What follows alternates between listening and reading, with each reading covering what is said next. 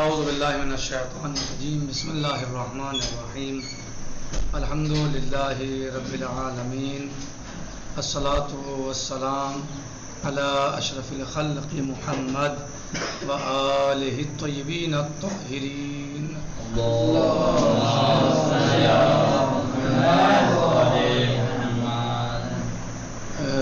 آج کا درس ہمارا تعلیم احکام میں تقلید کے بارے میں ہے۔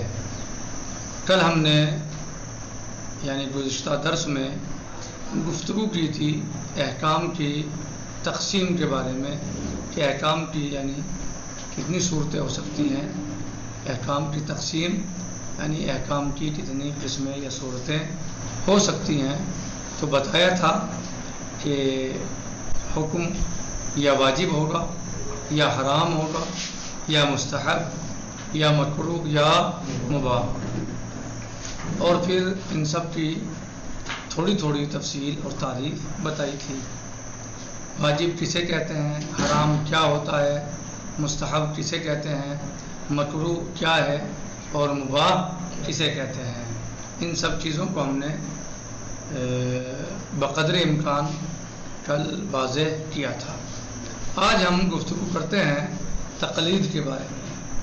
تقلید کیا ہے، اس کے کیا معنی ہے، تقلید کسے کہتے ہیں، آج ہم اس کے بارے میں گفتگو کرتے ہیں۔ یعنی تقلید کے معنی پیروی کرنا، تقلید یعنی پیروی کرنا۔ تقلید کے کیا معنی ہے، تقلید کسے کہتے ہیں؟ کہتے ہیں تقلید کے معنی پیروی کرنا اور نقش قدم پر چلنا ہے۔ تقلید یعنی پیروی کرنا اور نقش قدم پر چلنا۔ نقش قدم کیا ہوتا ہے کوئی بتائے گا؟ لیکن یہاں تقلید سے مراد ایک فقیہ کی پیروی ہے، یعنی مکلف اپنے کاموں کو مجتہد کے فتوے کے مطابق انجام دے۔ نمبر 1، جو شخص مجتہد نہیں ہے اور احکام شریعہ کو قرآن و سنت کے ذریعے حاصل کرنے کی صلاحیت نہ رکھتا ہو، اس کے لیے ضروری ہے کہ کسی مجتہد جامع الشرائط کی تقلید کرے۔ یعنی یہ بات ہم آپ کو پہلے بھی درس کے شروع میں یعنی گزشتہ دروس میں بتا چکے ہیں کہ انسان یا تو خود مجتہد ہو، لیکن اگر وہ خود مجتہد نہیں ہے تو کسی ایسے انسان کی تقلید کر لے جو مجتہد ہو، تاکہ وہ صحیح احکام پر عمل کر سکے۔ یعنی جو شخص مجتہد نہیں ہے اسے کیا چاہیے؟ جو شخص مجتہد نہیں ہے اور احکام شریعہ کو قرآن و سنت کے ذریعے حاصل کرنے کی صلاحیت نہ رکھتا ہو، اس کے لیے ضروری ہے کہ کسی مجتہد جامع الشرائط کی تقلید کرے، کیونکہ وہ خود نہیں سمجھ سکتا مسئلہ۔ تو اب کیا چاہیے اسے؟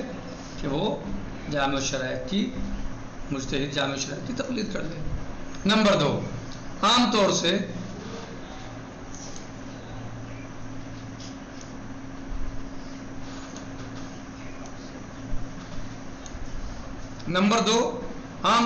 اکثر افراد کی شرعی ذمہ داری تقلید ہی ہے۔ ظاہر سی بات ہے، اکثر لوگ مجتہد ہیں یا عام ہیں؟ اکثر لوگ جو ہیں مجتہد ہیں یا عام لوگ زیادہ ہیں؟ عام لوگ زیادہ جی۔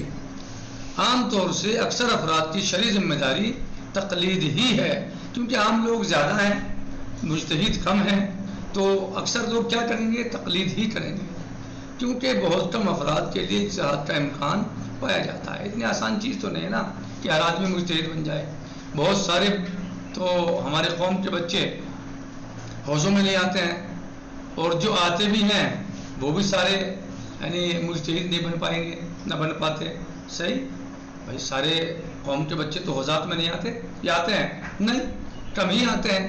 پھر جو آتے ہیں وہ بھی سب کے سب جو ہیں وہ بعض عام طور سے اکثر افراد کی شرعی ذمہ داری تقلید ہی ہے، کیونکہ بہت کم افراد کے لیے اجتہاد کا امکان پایا جاتا ہے، سب مجتہد نہیں بن پاتے۔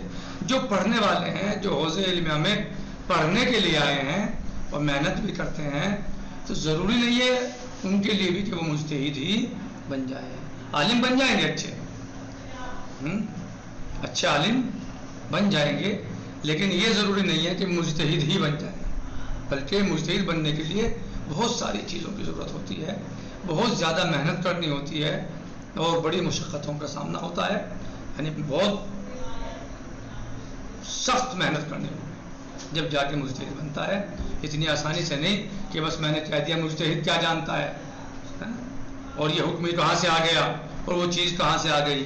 جیسے بعض جاہل لوگ وہ ایسے کر دیتے ہیں کہ نہیں، یعنی وہ مجتہد کے فتوے کے مقابلے پا جاتے ہیں. تو ایسا نہیں ہے. مجتہد بننے کے لیے بڑی پریشانیوں کا سامنا کرنا پڑتا ہے، بڑی محنت کرنی پڑتی ہے، آسان نہیں ہے. ورنہ سارے مولوی مجتہد نہ ہو جاتے. اس کا مطلب یہ ہے کہ جو مولوی ہیں وہ پڑھے لکھے بھی ہیں، عالم بھی ہیں، محنت سے پڑھا بھی ہے انہوں نے، اس کے باوجود بھی مجتہد نہیں ہے. نمبر 3، وہ مجتہد جس کی لوگ تقلید کرتے ہیں اس کو مرجع تقلید یا مقلد کہتے ہیں. جس کی تقلید ہوتی ہے اسے کیا کہتے ہیں؟ مرجع تقلید یا مقلد. آپ کیا ہیں؟ مقلد. کیا ہیں آپ؟ اور آپ کے مرجع کیا ہیں؟ مقلد. ہاں، یعنی زبر اور زیر کا فرق ہے. کیا کا فرق ہے؟ زبر اور زیر. زبر اور زیر کا فرق ہے. اور اگر مقلد کہو گے تو ہم لوگ ہیں، مقلد کہو گے تو آیت اللہ العظمیٰ سید علی خامنائی، آیت اللہ العظمیٰ سید علی سیستانی وغیرہ اور دیگر مراجع کرام حفظہم اللہ جمیعاً. صحیح ہے، وہ لوگ ہیں. تو ہم لوگ کیا ہیں؟ مقلد ہیں، اور وہ کیا ہیں؟ مقلد ہیں. یہ فرق محسوس کرنا اور اسے سمجھ دماغ میں رکھنا. نمبر 3، وہ مجتہد جس کی لوگ تقلید کرتے ہیں اس کو مرجع تقلید یا مقلد کہتے ہیں. نمبر 4، مرجع تقلید میں مندرجہ ذیل شرائط کا ہونا ضروری ہے.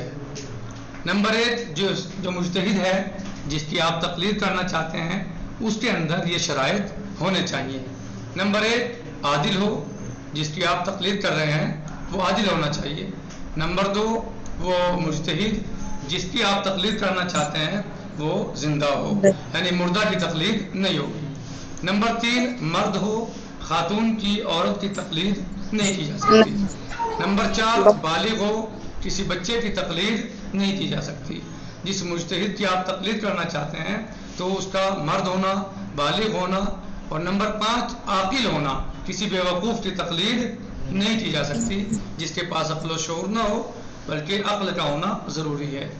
نمبر 6، شیعہ اثنا عشری ہو. غیر شیعہ اثنا عشری کی آپ تقلید نہیں کر سکتے. نمبر 7، حلال زیادہ ہو، یعنی وہ پیدائشی اعتبار سے حلال زیادہ ہو. حرام زادے کی تقلید نہیں ہو سکتی. جو حلال زیادہ نہیں ہے اس کی تقلید نہیں کر سکتے چاہے وہ عالم بھی بن جائے. احتیاط واجب یہ ہے کہ مجتہد عالم ہو. احتیاط واجب یہ ہے کہ مجتہد عالم ہو. عالم یعنی سب سے زیادہ جاننے والا ہو، اپنے وقت کا سب سے بڑا عالم ہو. یعنی اگر آپ کسی مجتہد کی تقلید کریں تو وہ اپنے وقت کا سب سے بڑا عالم ہو. دوسرے کیا ہے احتیاط واجب میں؟ اور دنیا دار نہ ہو. دنیا دار بھی نہ ہو.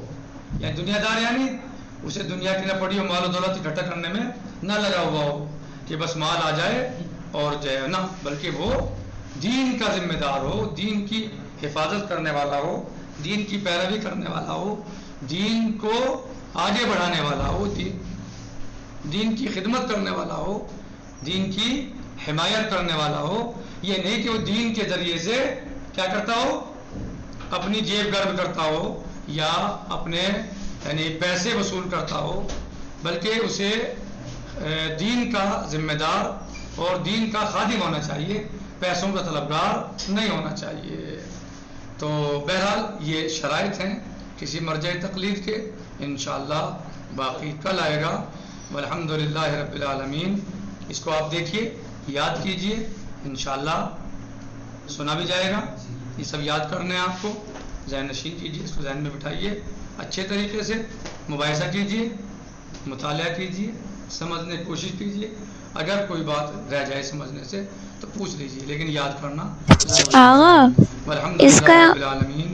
والسلام علیکم ورحمۃ اللہ وبرکاتہ.